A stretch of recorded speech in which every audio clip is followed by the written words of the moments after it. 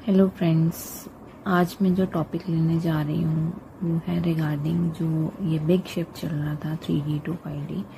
जैसे कि हम जानते हैं कि दिसंबर से ही मैम हमें बोल रही थी कि 5D में शिफ्टिंग होने वाली है, तो focus on your inner work. So उस टाइम के बाद से असेंशन प्रोसेस सबका स्टार्ट है, जिनका अवेकनिंग चल रही थी लास्ट ईयर से। तो अभी उनकी जो शिफ्टिंग है 3D से 5D की तरफ हो रही थी असेंशन प्रोसेस में। तो इस चीज़ को डिस्कस करने से पहले मैं थोड़ा सा 3D, 4D और 5D तीनों टर्म्स को डिस्कस कर रही हूँ, ताकि न्यू अवेकनिंग को थोड़ा सा क्लियर हो जाए कि तीनों चीज़ें, तीनों डायमेंशंस आपस में कैसे रिलेटेड हैं। सो फर्स्ट, जैसे 3D है, 3D एक ऐसी डायमेंशन है जिसमें हम पुराने अपने बिलीफ सिस्टम के अकॉर्डिंग चल रहे थे।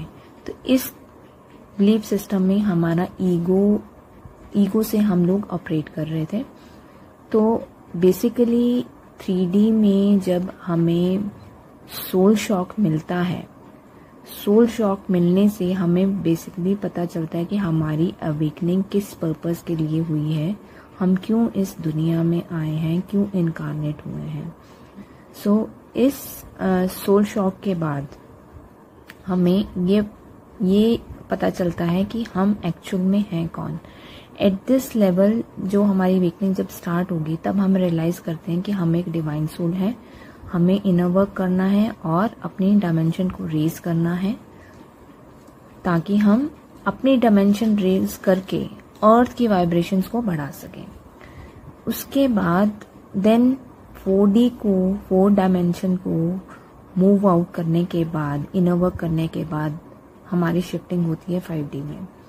इस 5D में जब शिफ्टिंग होती है तो जो असेंशन प्रोसेस होता है उसमें हमारी बॉडी को बहुत सारे उससे प्रोसेसेस से गुजरना पड़ता है।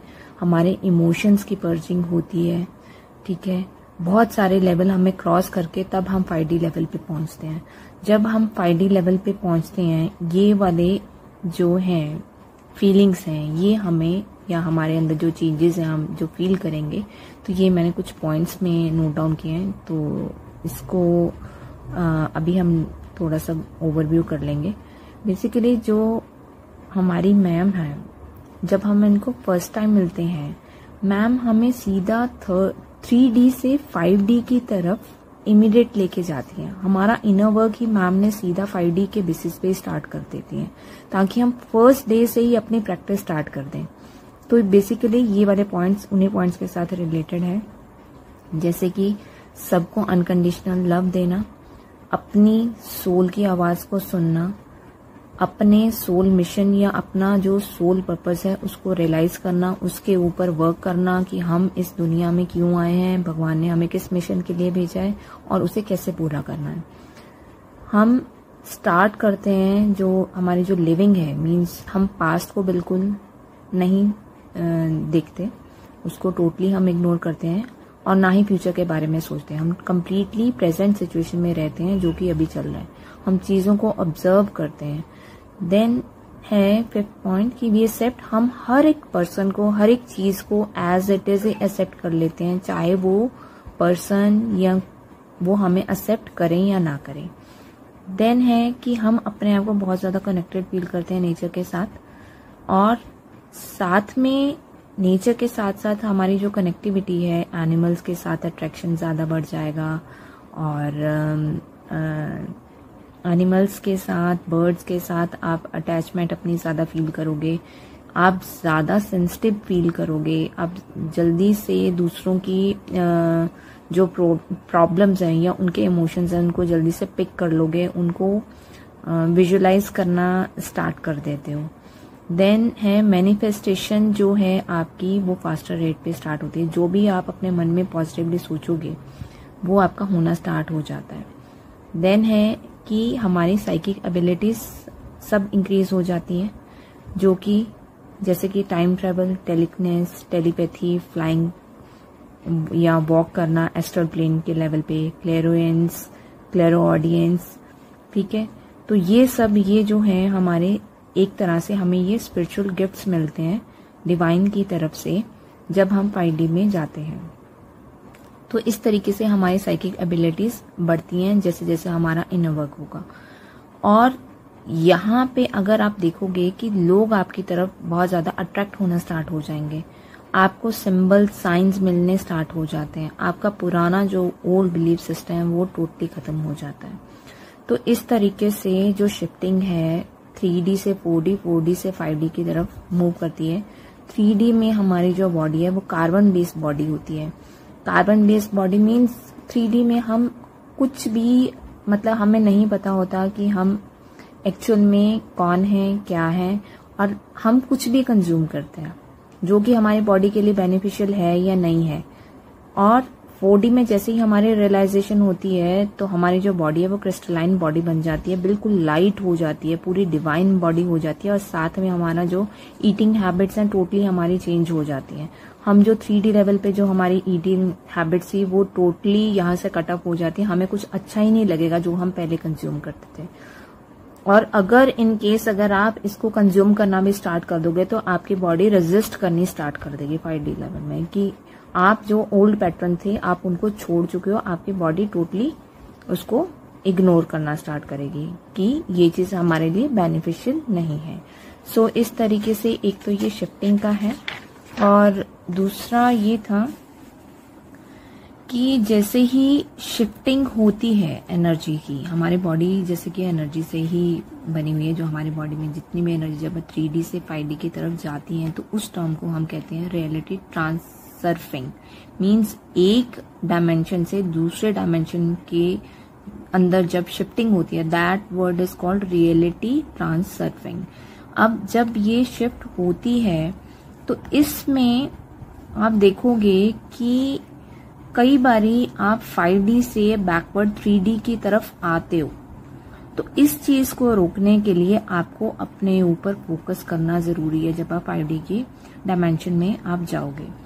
तो इसमें आप ये देखोगे कि आपका जब आप 5D में हो गए, जैसे 5D में आप हो गए तो आप कंप्लीटली पहले तो 3D के जो अपना पुराने फ्रेंड से एक तो उनसे अलग हो जाते हो।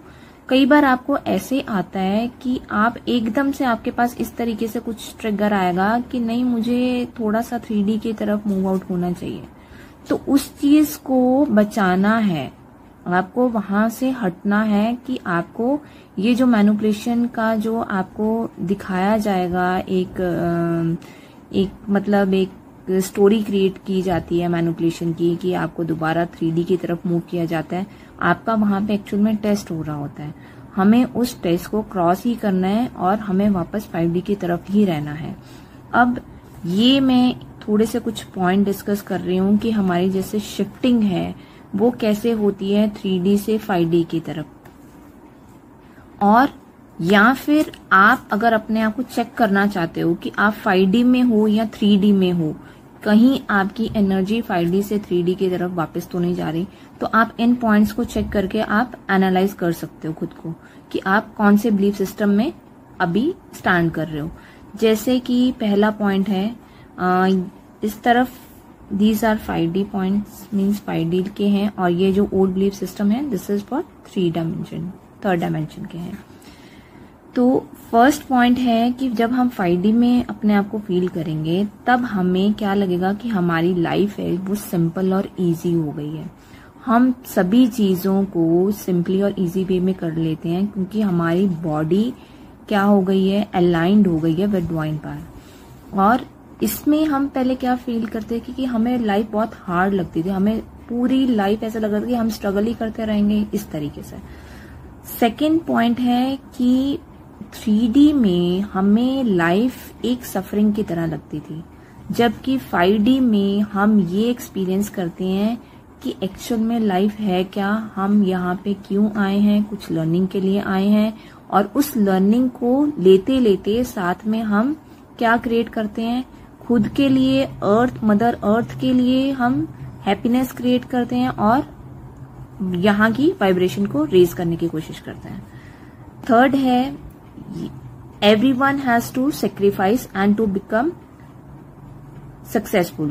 ये थॉट जो 3D लेवल का था कि हमें यहाँ पे क्यों लाया गया है, क्योंकि हमारा तो मतलब जो लाइफ है वो किसके ऊपर बेस है, कि सेक्रीफाइस के ऊपर बेस है।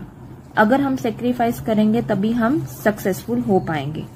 यहाँ पे हमारा जो थॉट आता है 5D में, उसमें हम क्या फील करते हैं कि हमारा माइंड, बॉडी और सोल तीनों अलाइन फील करते हैं डिवाइन पावर के साथ। और जब ये अलाइनमेंट होती है तब हमारी जो सोल ग्रोथ होती है और जो हमारी अबंडेंस मिलती है हमें, तब हम फील करते हैं कि हम तभी सक्सेसफुल होंगे जब हमारी ये अलाइनमेंट हो पाएगी एक्चुअल में। 4th पॉइंट है कॉम्प्रोमाइज करते हैं हम 3D में।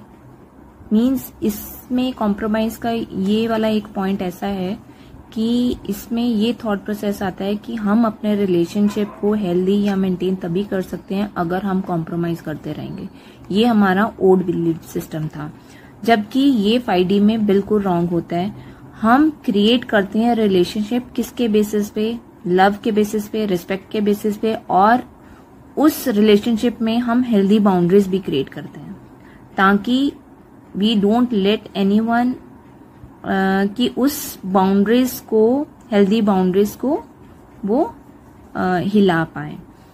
और यहाँ पे 5th पॉइंट में हमें ये जो 3rd का जो बिलीफ सिस्टम था वो ये बता रहा है कि मटेरियलिस्टिक जो थिंग्स हैं उनको अचीव करने के लिए जैसे हमें बहुत सारी मेहनत करनी पड़ती है, वो हमें यहाँ पे 3D लेवल में करनी पड़ती है। क्योंकि जैसे शुरू से ही सिखाया जाता है कि अगर हमें कुछ लग्जरी आइटम्स या मटेरियलिस्टिक आइटम्स या हमें कोई जॉब भी लेनी है तो हमें बहुत सारी मेहनत करनी पड़ेगी। यहाँ पे हम किसके लिए वर्क हार्ड करते हैं? यहाँ पे हम अपनी सक्सेस के लिए करते हैं, for the gain of materialistic things. यहाँ पे हम वर्क हार्ड करते हैं अपनी सोल की ग्रोथ के लिए। तो ये हमारे ये जो डिफरेंसेस हैं, ताकि हम चेक कर सकें कि हमारी एनर्जी कहाँ पे स्टैंड कर रही है, 3D में स्टैंड कर रही है या 5D में स्टैंड कर रही है। तो ये वाले पॉइंट्स आप एक बार चेक कर लेना।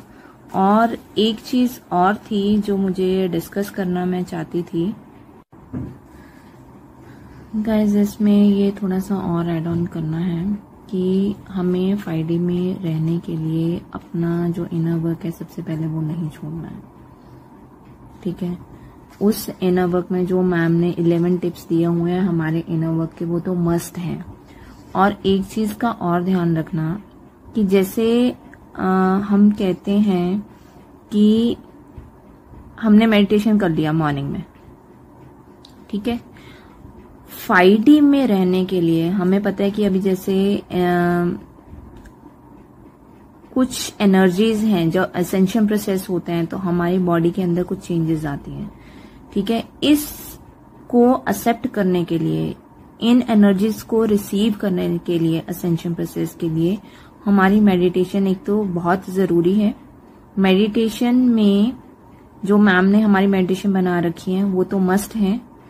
और साथ में यहाँ पे अपनी जो बॉडी में अगर एक्सेस एनर्जी कई बारी आ जाती है, जिसको कई बार हम नहीं संभाल पाते या उसको ग्राउंडिंग करने की जरूरत होती है, तो ग्राउंडिंग के साथ साथ हमारी बॉडी को एक्सरसाइज करना बहुत जरूरी है। तो इसमें ब्रीदिंग एक्सरसाइज, और नॉर्मली अगर आप देखोगे चक्रास के रिलेटेड एक्सरसाइज आपको उसमें यूट्यूब पे भी मिल जाएंगी। और एक हमारी जो सोल सिस्टम है उन्होंने तो बना ही रखा है। अगर आपको किसी चक्रा में कोई प्रॉब्लम है तो उसके रिलेटेड एक्सरसाइज जरूर करना, ठीक है। तो मेडिटेशन हो गया, एक्सरसाइज हो गया। 3rd पॉइंट है कि अपनी डाइट को देखना। जो मैम ने कहा है कि हमें अपनी डाइट को चेक करना बहुत जरूरी है, क्योंकि हमारी जो डाइट है उसी के ऊपर डिपेंड करता है कि हम अपनी जो असेंशन प्रोसेस में कितनी एनर्जीज को रिसीव कर रहे हैं।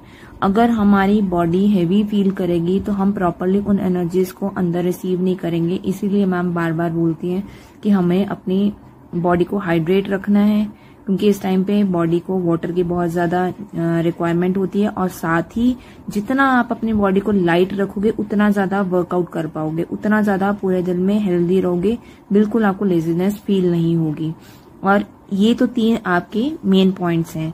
साथ में आपको क्या करना है कि अपनी जो बाउंड्रीज है उनको हेल्दी रखना है, उनको मेंटेन रखना है, हमेशा अवेयरनेस में रहना है, अपने इमोशंस को चेक करना है, और इन केस अगर कोई ट्रिगर आ भी जाए तो उसको हील कर लेना, ठीक है। उसमें आपको घबराना नहीं है, उसमें एक सिर्फ लेसन लर्निंग ही होगी। और फोर्थ पॉइंट है कि हमें स्टैंड लेना है खुद के लिए, अपने प्रोमिसेस को पूरा करना है, वो चाहे आपने वो प्रोमिसेस खुद के साथ किए हैं या आपने गॉड के साथ किए हैं। देन है अपने speaking yourself and others, means खुद के साथ, मीन्स अपना साथ भी देना है, अपने आप को भी समझना है, संभालना है, और साथ में दूसरों के साथ एक हेल्दी रिलेशन मेंटेन करना है, प्यार और रिस्पेक्ट के बेस पे। देन है कि आप हमेशा न्यू थिंग्स को लर्न करने की कोशिश करो, हमेशा डिसिप्लिन में रहते हुए नई चीजों को सीखो, बट उस नई चीजों को सीखते हुए आपको ये ध्यान रखना है कि आप अपने इस स्पिरिचुअल जर्नी से हट ना जाओ। तो इसलिए give priority to your spiritual journey. Spiritual journey के ऊपर रहते हुए ही आपको नई चीजों को सीखना है, और पुरानी गलतियों से लर्न करके उनको लेट गो कर देना। देन है सबको प्यार दो, अगर आपको कोई इनर चाइल्ड का इशू लग रहा है तो उसको हील करना है, ये भी आपको एक ध्यान रखना है। वैसे तो ये हमारा 4D में ही हमारा ये स्टार्ट हो जाता है, बट इन केस अगर किसी का कोई हीलिंग प्रोसेस में अगर कुछ आ रहा है 1-2% तो वो भी ये एक बार चेक कर लेना। और ये ध्यान रखना है कि जो भी अगर 5D में शिफ्ट कर गया है उसको इनर वर्क नहीं छोड़ना। इनर वर्क तो हमारा पूरा लाइफ में चलता ही रहेगा, जैसे मैम ने बताया, उसको बिल्कुल ही नहीं छोड़ना। इस टाइम पीरियड में जो हमारी जो बॉडी में असेंशन प्रोसेस जिनका भी हो गया है या जिनका भी हो रहा है, उनको ये चीजों के ऊपर फोकस करना जरूरी है। वॉक मस्ट है, वॉक करना ही करना, नहीं तो कई बार ये होता है कि अगर आप अकेली मेडिटेशन कर रहे हो, आप एक्सरसाइज नहीं कर रहे हो, you will get extra weight, क्योंकि आपको मेडिटेशन में आपको बैठना ही पड़ेगा। अगर आप एक्सरसाइज नहीं करोगे, वर्कआउट नहीं करोगे, तो आप जो है आपको उन एनर्जीज को डिकोड करने में या उनको असेस करने में प्रॉब्लम आएगी। तो ये एक मुझे गाइडेंस जो मुझे इनको रिलेट करने पे मिला वो मैं आपको बता रही हूँ। So this is the main topic जो था 5D का। और इसमें एक चीज और है कि जैसे अभी कुछ हैवीनेस अभी चल रही है कुछ 1 वीक से, तो उस हैवीनेस के लिए भी कुछ मैं आपको थोड़े से टिप्स देना चाहूंगी। वैसे तो हमारे सोल्सिस ने बहुत अच्छा बता दिया था, मेरे को भी उसी टाइम पे वही गाइडेंस आई थी कि कैसे हम अपने आप को प्रोटेक्ट करें फ्रॉम नेगेटिव एनर्जी से। तो उन्होंने ऑलमोस्ट सारे पॉइंट्स दे दिए हैं, बट एक पॉइंट जो मुझे लगा कि मुझे और डिस्कस करना चाहिए, मैं उसको लेके आपके साथ अभी ये डिस्कस कर लेती हूँ। यहाँ पे ये था कि हमें अपनी एनर्जीज को कैसे प्रोटेक्ट करना है, ठीक है। कई बार हम ऐसी सिचुएशन में होते हैं, जैसे हमने मॉर्निंग के टाइम पे तो अपना प्रोटेक्शन ले लिया, या हम ऐसे माहौल में या जॉब में ऐसे हैं कि जहाँ पे सर्कमस्टांसेस जैसे हो गए कि हमें फील हो रही है कि नेगेटिव एनर्जी आ रही है, बट हम उस माहौल में इमीडिएट मेडिटेशन नहीं कर पाते, या आपको इमीडिएट अगर अपनी प्रोटेक्शन लेनी है, आपको समझ में आ रहा है कि सामने वाले पर्सन से नेगेटिव वाइब्स आ रही हैं, तो आपको उस टाइम पे कैसे हैंडल करना है। तो इसके लिए पहला है कि जैसे हम इमेजिन करते हैं कि वाइट लेयर एक ट्रैवल कर रही है ऊपर से, जैसे हम डिवाइन पावर की जो है एनर्जीज हैं उनको फील करते हैं कि वो हमें एक वाइट लेयर की भेज रहे हैं, लाइट भेज रहे हैं, जिसने हमारी बॉडी को रैप कर दिया है, और वो उसने रैप करके पूरी नेगेटिव एनर्जीज को हमारी बॉडी से बाहर निकाल दिया। एक तो ये आप विजुअलाइज कर सकते हो। सेकंड है कि अपने टंग को आप होल्ड कर लो, ठीक है, मतलब टंग को आप ऊपर की तरफ, जो माउथ का ऊपर का हिस्सा होता है वहां पे आप उसको होल्ड कर लो, और अपनी एनर्जी को सील कर दो, प्रोटेक्ट कर दो। इससे क्या है कि सामने वाला पर्सन आपकी एनर्जी को पुल नहीं कर पाएगा। थर्ड है, अपनी जो मिडल फिंगर है उसको आप ऐसे थंब के साथ इस तरीके से, you can see like this, इस तरीके से उसको ऐसे कर लो, ठीक है, लॉक कर दो, एक तरह का ये लॉक बना लो, ताकि कोई भी एनर्जी ना आ पाए। देन है कि इन केस सपोज करो आपके सामने कोई पर्सन ऐसा बैठा है, तो सबसे पहले जो आपकी शिफ्टिंग होगी एनर्जी की, आपकी खुद की एनर्जी की, वो आपके सोलर एनर्जी और हार्ट चक्र से होती है मूवमेंट, या फिर आपके रूट चक्र से। रूट सोलर बेसिकली यहाँ से आपकी एनर्जी उठाई जाती है। तो इसके लिए आप क्या करोगे, जब ऐसी कोई एनर्जी आती है आपके स्पेस में, तो उनका टारगेट क्या होता है कि आपके सोलर प्लेक्सस एरिया को हिट करना। एट दैट टाइम आप कोशिश करो कि अपनी एनर्जी को विजुअलाइज करते हुए थर्ड आई की तरफ ले जाओ, ठीक है, ताकि कोई भी आपकी एनर्जी को ले ना पा सके। देन है, या तो आप ये कर सकते हो, या फिर आप अपने लेग्स को क्रॉस कर लो, या अपने आर्म्स को क्रॉस कर लो, ताकि आपकी एनर्जी कोई ना पिक कर पाए। बाकी तो ये आपका ऑलमोस्ट ये वाला पॉइंट सेम ही है, डिस्कस किया हुआ है कई बार कि आप स्मजिंग से कर लो। देन है कि अगर सामने वाला पर्सन आपके सामने खड़ा है, तो आप एक विजुअलाइजेशन कर लो कि एक कंटेनर है या एक जार है जिसमें वॉलेट लाइट आ रही है। मीन्स उस कंटेनर में वॉलेट जो लाइट है फायर की, वो है आपके और आपके पर्सन के बीच में। जिसका भी ऑरा, मीन्स आपके सामने जो पर्सन है उसका अगर ऑरा अगर नेगेटिविटी दे रहा है आपको, तो उस टाइम पे आप विजुअलाइज करोगे कि आपके और उस पर्सन के बीच में एक वॉलेट लाइट है, और वो वॉलेट लाइट आपको क्या कर रही है, आपके इर्द गिर्द चारों तरफ एक घेरा बना रही है, और आप दोनों के बीच में एक जार है। वहां से मीन्स आपके औरों के आपस, मीन्स आपको तो एक सर्कल में एक प्रोटेक्शन दे दी, उसकी तरफ से अगर कोई नेगेटिविटी आ रही है, वो आपकी डायरेक्ट कहाँ जा रही है, एक जार में बंद होके वॉलेट फ्लेम की तरफ चली जाएगी। Is going into the jar, किस फॉर्म में, वॉलेट फ्लेम में। या तो उसको जार में आप विजुअलाइज करो कि वो एक जार में बंद हो गई है, और वो जार आपका कहाँ पे चला गया है, यूनिवर्स की तरफ में। या तो इस तरीके से देख लो।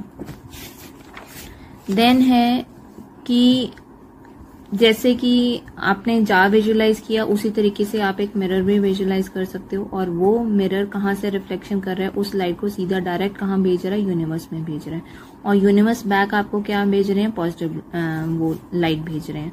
देन ये है कि आप आर्क एंजल माइकल को इमीडिएट आप कॉल कर लो फॉर प्रोटेक्शन, कि मुझे यहाँ से ये नेगेटिव एनर्जी रिसीव हो रही है, प्लीज कट एनी कॉर्ड। अगर ये नेगेटिव कॉर्ड मेरी इनके साथ कोई जुड़ी हुई है, तो आप इमीडिएट उसको कॉर्ड कट करके उसको कर दो। और लास्ट पॉइंट है कि आप मेडिटेशन करो और फील करो कि गॉड ने आपको एक डिवाइन लाइट भेज दी है, और आप एक प्रोटेक्शन शील्ड में हो। सो ये तो है प्रोटेक्शन के। और एक चीज और मैं यहाँ पे बताना चाहूंगी कि जैसे हम लोग देखते हैं कि मैंने कई बार देखा कि मोस्टली लेडीज को जो नेगेटिव एनर्जीज इम्पेक्ट करती हैं ड्यूरिंग द पीरियड टाइम करती हैं, क्योंकि उस टाइम पे उनका इनर वर्क तो हो जाता है, बट उनके मेडिटेशन कहीं ना कहीं और चक्रास रह जाते हैं। तो उस टाइम पे जैसे कि मैंने देखा है कि जैसे मैं यहाँ पे रेफर तो नहीं करना चाहूँगी पर्टिकुलर रिलीजन को, तो बस मैं एक सिर्फ आपको एक गाइडेंस देना चाहती हूँ, ताकि अगर आपको हेल्प आउट हो सकता है तो आप उस टाइम पे इसको यूज कर पाओ। जैसे हिंदुइज्म में हम मंत्रास को कई बार नहीं चैंट कर सकते, बट सिखिज्म में क्या है, पीरियड के टाइम पे भी आप गुरुद्वारा भी जा सकते हो, और मतलब जो वहाँ के रिचुअल्स हैं या प्रेयर्स हैं हम उसको फॉलो कर सकते हैं। तो अगर उस टाइम पे किसी को अगर कोई प्रॉब्लम आती है नेगेटिविटी की, तो मैं एक जो है, जैसे आप हिंदू में मतलब जैसे हम कहते हैं कि चैंटिंग के लिए हमें मंत्र दिए जाते हैं, तो यहाँ पे मैं आपको एक लिंक भेज दूंगी, आप उस प्रेयर को मेडिटेट कर लेना, ताकि जब भी आप फील करो नेगेटिविटी तो वो रिमूव हो जाए। और उसका मतलब यही है कि गॉड हमें प्रोटेक्शन दे रहे हैं, तो हमें किसी तरह की भी नेगेटिविटी इफेक्ट नहीं कर पाएगी। उस प्रेयर का मतलब ही यही है, अगर आपको लगे तो आप प्लीज़ उसको उस टाइम सुन सकते हो और नेगेटिविटी को रिमूव कर। सबसे ज़्यादा मैं थैंक यू मैम को बोलूँगी कि मैम ने हमें इस काबिल बना दिया है कि हम उनके रास्ते पे चलते हुए हम दूसरों की भी हेल्प आउट कर पाएँ। So thank you universe, thank you god, thank you ma'am, and special thank to archangel Michael जो हमेशा हमारे साथ रहते हैं, हमें प्रोटेक्ट करते हैं, हमेशा हमें कोई ना कोई गाइडेंस देते हैं, हमें उसको फॉलो करना चाहिए और कभी भी उस गाइडेंस को इग्नोर मत कीजिएगा प्लीज़ गाइज। हमेशा अपने आप को पॉजिटिविटी में रखिए, कभी भी कोई नेगेटिविटी आए आपको इमीडिएट आपको गाइडेंस मिलती है, उस गाइडेंस को इग्नोर मत करना। सो थैंक यू गाइज, होप आपको ये सब जो इन्फॉर्मेशन है हेल्पफुल लगेगी। Thank you.